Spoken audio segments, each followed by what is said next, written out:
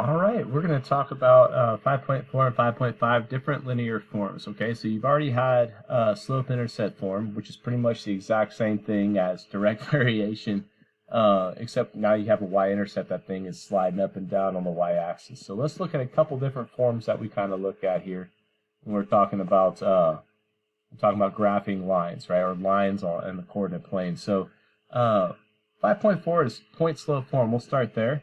Our equation, you need to write all this down because obviously you don't have it on your notes, is y minus y1 equals m x minus x1. So y is the coordinate of the second point. Y1 is the coordinate of point 1. M is your slope, right? We talked about that in 5.1. You've seen that a lot.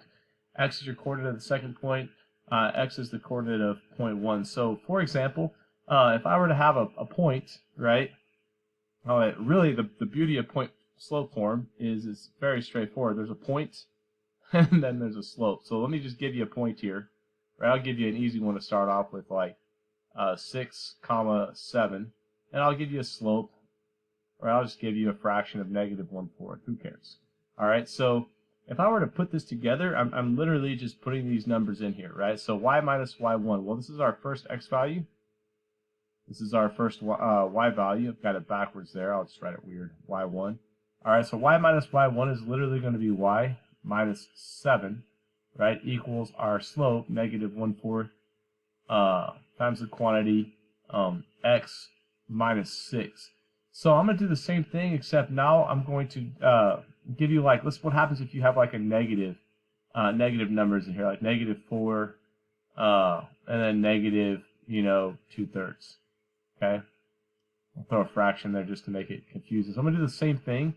But what's happening here is, if that's by y1, this is the same thing as saying y minus a negative 2/3, right, equals, my slope is still going to say negative 1/4, and then that's going to be x minus a negative 4. So the whole thing here is, whenever you see like your point has negatives in it, just realize you're going to change this minus here to a plus.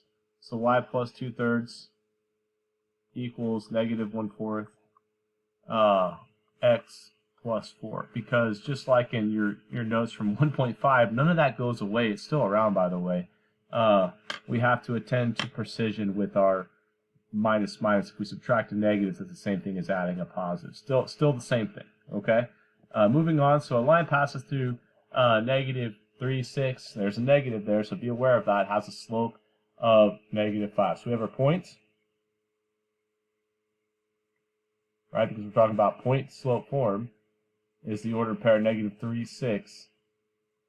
And our slope was negative 5. So let's go ahead and start substituting that in there.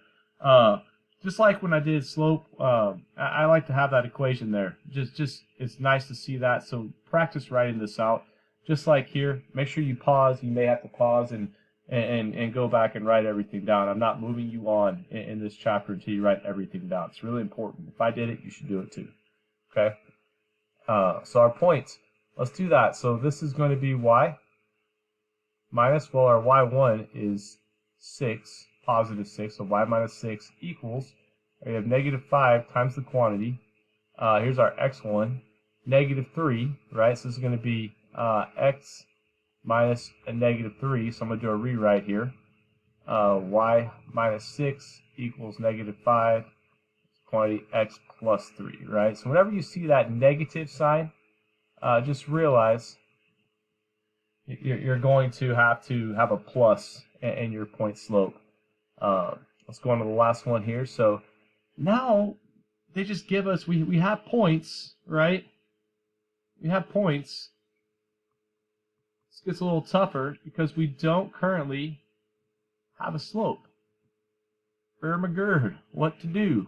Well, we do have two ordered pairs, and from chapter 5, you know for a fact that I can find a slope from 2 points using the equation y2 minus y1 over x2 minus x1. So let's find that slope, right? Let's find that slope. So I'm going to do my labeling here. This is my first x value.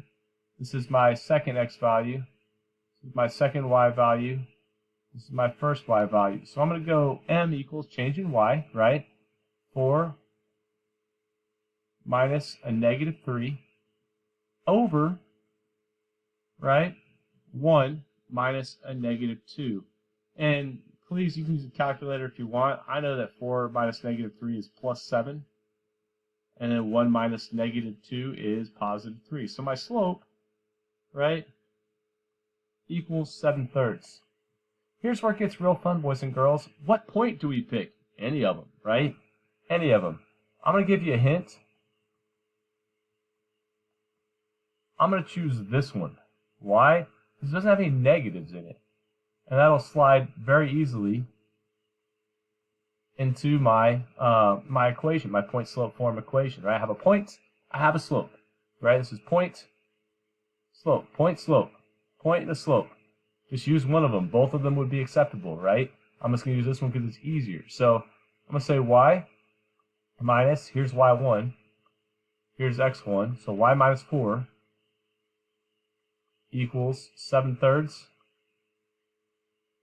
Right, x minus 1, and there is my point slope form of the equation. I just had to go and find my own slope before I got busy here. If I were to graph this, right, so what is the graph of the equation y minus 1 equals 2/3 x minus 2? Well, let's take a look at this here. So let me get to my paper, make sure I don't lead you astray here. First of all, right, we're in point slope form. So what is my, we'll write it here. What is my point? Well, we have that directly from here, because none of these are positive, right? None of these are positive, like here. None of them have positives in them, or here, right? I can assume that my point is going to have a both positive and x and y value. All right, so my point, y minus, I'm going to write this over here, right, just so I can pick what I want, minus y1 equals m x minus x1. So my point, my x value here is going to be 2. My y value here is going to be 1. That's a pretty easy thing to plot here. So I'm going to find 2, 1. Go ahead and scribble a point there, right? What is my slope? Well, my slope is this 2/3 right here from the equation, right? My slope is 2/3, which, as we talked about in 5.1, could be a positive 2 and a positive over a positive 3. You can have that, right? So I can go from my point, I can go up 1, 2, 1, 2, 3. I'll draw my triangle there just for fun. Right, so plus 2, right, 3. Or I could also have, a down. I could also go down from that, right, with a negative 2 over a left negative 3 movement, right? I could do either one of those. So I could go down 1, 2. I'll make my triangle over here too. I go negative 2. I go left 1, 2, 3. And I'll try my best to, because the whole point is 2 negatives when we divide, right? It's actually a pretty darn good point. I'm getting good at this. Make a positive. And there's my slope from my point, and my slope from this equation here. Y minus 1 equals 2/3 x minus 2. I think that's it for this slide. Yep, we're in standard.